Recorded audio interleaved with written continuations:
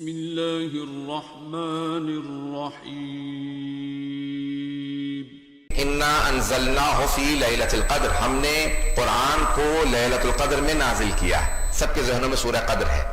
انا انزلناہ فی لیلۃ القدر، ہم نے اس قرآن کو لیلۃ القدر میں نازل کیا۔ وما ادراک ما لیلۃ القدر، اور آپ کیا جانیں لیلۃ القدر کیا ہے؟ لیلۃ القدر خیر من الف شہر، یہ ایک رات 1000 مہینوں سے افضل ہے۔ امام صادق فرماتے ہیں کہ اللیلہ فاطمہ، اگر جاننا چاہتے ہو کہ لیلۃ القدر کیا ہے تو در حقیقت یہ لیلۃ القدر ہماری دادی فاطمہ الزہرا۔ امام فرماتے ہیں اللیلہ فاطمہ، یہ جو اللہ نے کہا نا ایک رات 1000 مہینوں سے افضل ہے، تو وہ ہماری دادی زہرا ہیں جو تمام کائنات کی مستورات سے افضل ہیں۔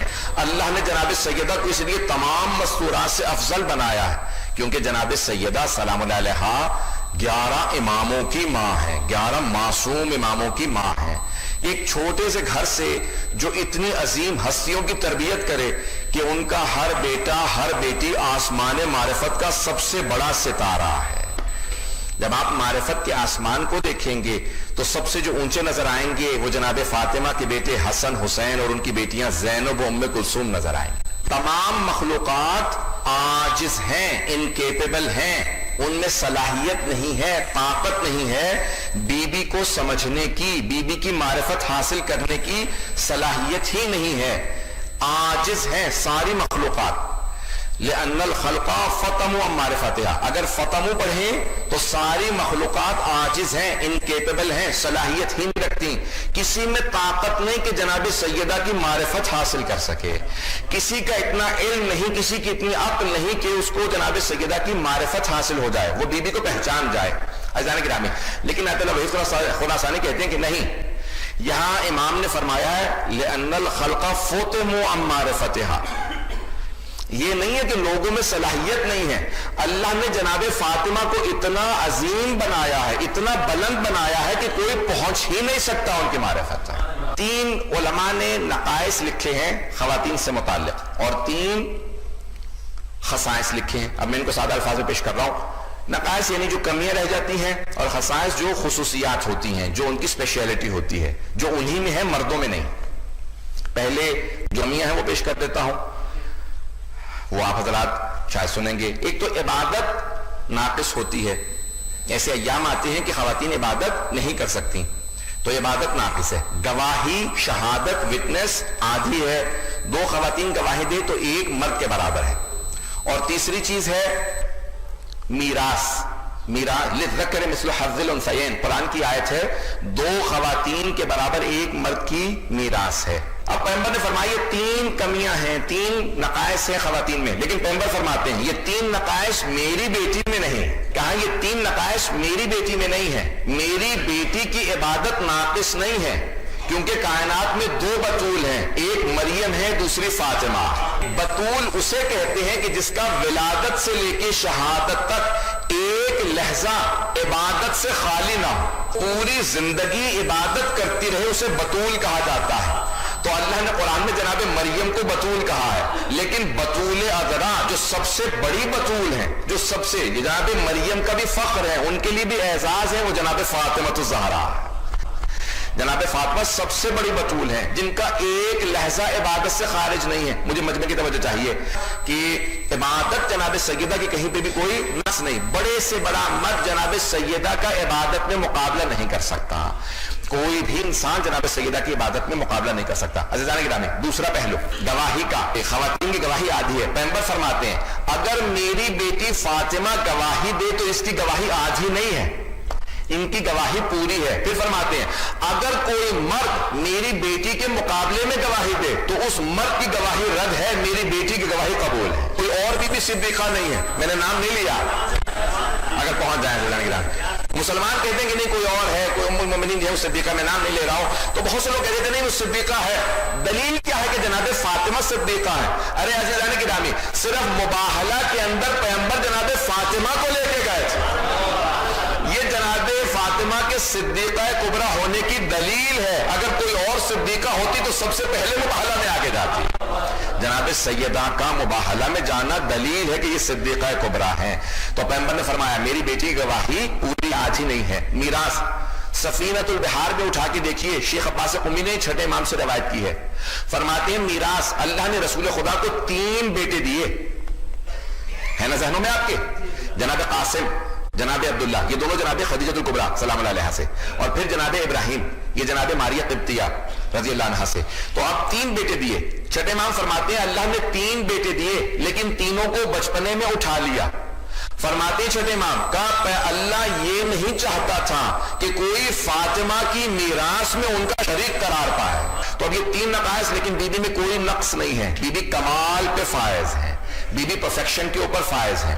تو اب یہ 3 نقائص جو خواتین میں, اب 3 خصائص حدیث کے مطابق صرف خواتین میں ہیں. پہلی بات, حبیب خدا نے فرمایا کہ اگر گھر میں بیٹا پیدا ہو تو وہ نعمت ہے, لیکن اگر بیٹی پیدا ہو تو وہ رحمت ہے. عزیزان گرامی, اللہ نے رسول خدا کو نعمت للعالمین نہیں کہا, رحمت للعالمین کہا. نعمت چھوٹی ہوتی ہے, رحمت بڑی ہوتی ہے. ہماری ثقافت ہے, ہمارا کلچر ہے کہ جہاں پہ ہم بیٹے کو زیادہ سمجھتے ہیں بیٹی کو کم سمجھتے ہیں. حبیب خدا فرماتے ہیں بیٹا نعمت ہے, بیٹی رحمت ہے. دوسری خصوصیت فرمایا کہ من تزوج فقد احرز نصف دینہ, جس نے شادی کی اس نے اپنا آدھا دین بچا لیا. تو اب یہاں پہ خواتین کو مردوں کا نصف ایمان قرار دیا گیا, تفصیل میں نہیں جا رہا ہوں. تیسری حدیث بھی سن لیجئے, الجنت تحت اقدام الامہات, جنت تمہاری ماؤں کے قدموں تلے, باپ کے قدموں تلے نہیں کہا, ماں کے قدموں تلے جنت ہے. اب آئیے ذرا جناب سیدہ میں دیکھتے ہیں تینوں خصوصیات, اگر سننا پسند فرمائیں. عزیزان گرامی, پیغمبر فرماتے ہیں کہ اگر گھر میں بیٹی پیدا ہو تو رحمت ہے. اللہ نے سورہ انبیاء میں کہا وما ارسلناک الا رحمت للعالمین, اے میرے حبیب ہم نے آپ کو عالمین کے لیے رحمت بنا کے بھیجا. رحمت للعالمین رسول خدا ہے, ان کی رحمت فاطمہ الزہرا, رحمت للعالمین کی رحمت جناب فاطمہ ہے. عزیزان گرامی, آپ نے حدیث بارہا سنی ہوگی ممبر سے اور پڑھی بھی ہوگی کتابوں میں, حتیٰ اہل سنت کے علماء نے بھی حدیث کو لکھا, صرف شیعہ علماء نے نہیں, سنی علماء نے بھی لکھا حدیث کو کہ برز الایمان کلہ علی الکفر کلہ. رسول خدا نے فرمایا کہ آج کل ایمان کل کفر کے مقابلے میں جا رہا ہے. کس دن؟ جنگ خندق والے دن, غزوہ خندق ذہنوں میں اگر ہو تو حبیب خدا نے فرمایا آج کل ایمان کل کفر کے مقابلے میں جا رہا ہے. کس کو کہا؟ علی بن ابی طالب علیہ السلام کے لیے. عزیزان گرامی, علی ابن ابی طالب ہے کل ایمان, اور کل ایمان کا نصف ایمان ہے فاطمہ الزہرا. اب آئیے ذرا تیسری حدیث کو پیش کر رہا ہوں, یہ بھی اہل سنت کے علماء نے بھی تسلیم کی ہے. کون سی حدیث ہے؟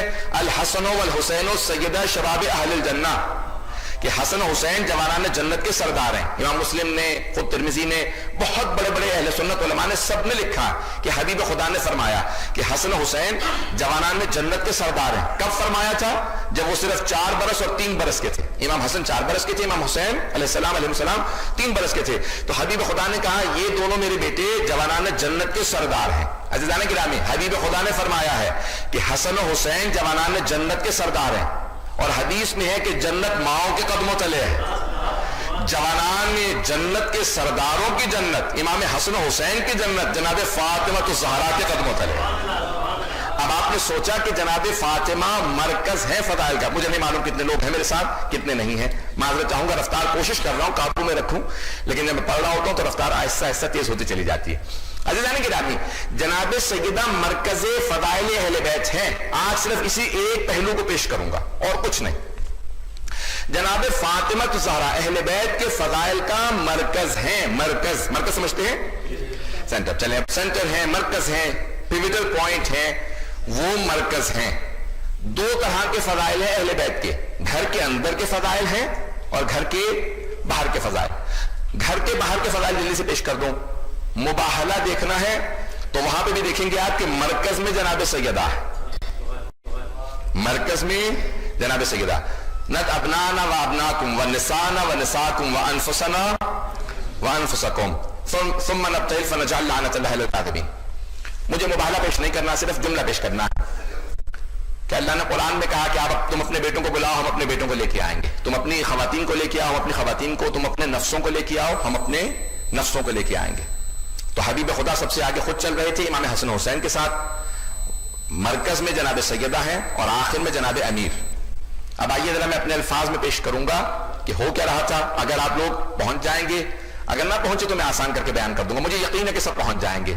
جہاں جہاں نبوت کے قدم آ رہے تھے وہیں وہیں عصمت کے قدم جا رہے تھے اور امامت کے قدم انہیں چھپا رہے تھے۔ انگریزی میں ایک لفظ استعمال ہوتا ہے مسنگ لنک، اب مجھے فرینچ نہیں آتی، بہت معذرت چاہوں گا۔ مسنگ لنک سب سمجھ رہے ہیں؟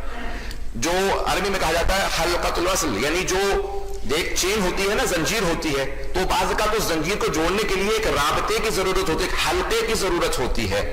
نبوت و امامت کو جو ملانے والی ہے وہ فاطمہ الزہرا، مرکز میں چل کے جناب سیدہ بتا رہی ہیں کہ ختم نبوت ہے، ابتدائے امامت ہے، ختم نبوت ہے، خاتم النبیین ہے، اس کے بعد نبوت ختم ہو جائے گی، امامت شروع ہو جائے گی، اور نبوت سے امامت کے رابطے کا مسنگ لنک کا نام فاطمہ الزہرا۔ گھر کے اندر کے فضائل اگر وہاں پہ آ کے دیکھیں گے تو آپ کو حدیث قصہ نظر آئے گی۔ ذہنوں میں آ گئی حدیث قصہ؟ تو حدیث قصہ اگر آپ کے ذہنوں میں ہو تو وہاں جناب جبرائیل نے سوال کیا یا رب من ہم، یا ملائکہ نے سوال کیا یا رب من ہم، کون ہے پروردگارا یہ؟ بھئی امام فخر الدین رازی نے لکھا ہے کہ 60,000 مرتبہ جناب جبرائیل علیہ السلام نازل ہوئے تو پیغمبر اسلام پہ، 60,000 ٹائم، 60,000 مرتبہ۔ بھئی جب بھی آتے ہوں گے دیکھتے تو ہوں گے نا، بھئی یہ علی ہیں، یہ فاطمہ ہیں، یہ حسن ہیں، یہ حسین، پھر پوچھ رہے ہیں یا رب من ہو، پروردگارہ کون ہیں یہ؟ تو میں اپنے انداز سے پیش کروں، جب تک الگ الگ تھے تو سب کے نور سمجھ میں آ رہے تھے، جب 5 کا نور ایک چادر تلے آ گیا تو جناب جبرائیل کو بھی کہنا پڑا یا رب من ہو، پروردگارہ کون ہے یہ؟ میری آنکھوں کو سمجھ میں نہیں آ رہا۔ یہ 5 کا نور تھا۔ اب اللہ تعارف کروا رہا ہے۔ اللہ نے کیسے تعارف کروایا؟ کہ ہم فاطمہ تو و ابوہا و بعلہا و بنوہا۔ بھئی اللہ نے جب تعارف کروایا تو یہ نہیں کہا یہ میرے حبیب ہیں، یہ میرا حبیب محمد ہے، ان کی بیٹی ہے، ان کا داماد ہے، ان کے 2 نواسے ہیں، نہیں، رسول خدا سے تعارف نہیں کروایا۔ تعارف کیا کروایا؟ کہ کون ہے یہ چادر تلے؟ کہا یہ فاطمہ ہے، فاطمہ کے بابا، فاطمہ کا شوہر اور فاطمہ کے 2 بیٹے۔ اگر توجہ ہو، مرکز تعارف اللہ نے بھی جناب سیدہ کو بنایا۔ میں نے جملہ کہا تھا، میں دلیل سے بات کر رہا ہوں کہ اہل بیت کے فضائل کا مرکز جناب فاطمہ ہے، اہل بیت کے فضائل کا مرکز، کیونکہ بہت سے پریشان ہیں، میں دلیل دے چکا ہوں، تو آئیے بتانا چاہتا ہوں کیوں، اگر سننا پسند فرمائیں۔ مرکز فضائل اہل بیت جناب فاطمہ الزہرا ہے۔ اللہ نے جناب سیدہ کو مرکز فضائل بنایا، رسول خدا کو مرکز نہیں بنایا، جناب امیر کو مرکز نہیں بنایا، امام حسن حسین کو مرکز نہیں بنایا، مرکز فضائل اہل بیت جناب فاطمہ کو بنایا۔ اور رسول خدا نے بھی کالے رنگ کی چادر اڑھائی، کسا اڑھانے کے بعد کہ اللہم انا ہؤلاء اہل بیتی، پروردگارہ یہ ہے میرے اہل بیت، وخاصتی وحامتی لحمہم لحمی ودمہم دمی، یہی میرے خاص ہیں، یہی میرے عام ہیں، ان کا گوشت میرا گوشت ہے، ان کا خون میرا خون ہے۔ میں بہت سوچا کرتا تھا بچپنے میں یہ پیغمبر نے کالے رنگ کی چادر کیوں اڑھائی؟ کالی چادر سمجھتے ہیں نا سب لوگ، یہ رسول خدا نے کالے رنگ کی چادر کیوں اڑھائی اور کہا اللہم انا ہؤلاء اہل بیتی، یہ ہے میرے اہل بیت؟ تو میری نگاہوں کے اندر خانہ کعبہ آیا۔ اللہ سبحانہ و تعالیٰ نے جب اپنے بیت کا، بیت اللہ کا، اپنے گھر کا تعارف کروانا تھا تو اللہ نے کہا دیکھو یہ ساری مسجد الحرام میرا حرم ہے، لیکن یہ حرم ہے اور یہ ہے بیت، جس پہ کالا غلاف ہے وہ بیت ہے، بیت یعنی گھر۔ تو اللہ نے کہا دیکھو یہ ہے سارا حرم اور یہ ہے میرا بیت۔ اب رسول خدا نے کہا دیکھو حرم اور ہے، اہل بیت اور ہے۔ کچھ لوگ پہنچ گئے ہیں، کچھ لوگ نہیں پہنچ۔ حرم اردو میں، عربی میں، فارسی میں کہا جاتا ہے گھر والوں کو، بیویوں کو، ازواج کو حرم کہا جاتا ہے۔ تو رسول خدا نے کہا دیکھو حرم اور ہے اور اہل بیت اور ہے، ازواج اور ہے، جو چادر سے باہر ہیں وہ رضی اللہ عنہم ہیں اور جو چادر تلے ہیں وہ علیہم السلام ہیں۔ حفاظت کے لیے صرف ایک نسخہ جو ائمہ علیہ السلام نے بتایا، جب گھر سے نکلنے لگے تو بچوں سے کہیں کہ آیت الکرسی کی ضرور تلاوت کریں، آیت الکرسی کی پابندی سے تلاوت کریں، ہر نماز کے بعد مستحب ہے، مومن کی علامات میں سے ہے، جو جنتی ہے وہ مسلسل آیت الکرسی کی ہر نماز کے بعد تلاوت کر سکے گا۔ اپنی آزمائش کے لیے آیت الکرسی کی عادت بنا لیجیے، جو بھی آیت الکرسی پڑھ کے گھر سے نکلتا ہے ایک فرشتہ اللہ اس پہ معمور کر دیتا ہے، اس کے رزق کے لیے، اس کی حفاظت۔ اگر کوئی 2 مرتبہ پڑھے تو اللہ 2 فرشتوں کو معمور کر دیتا ہے.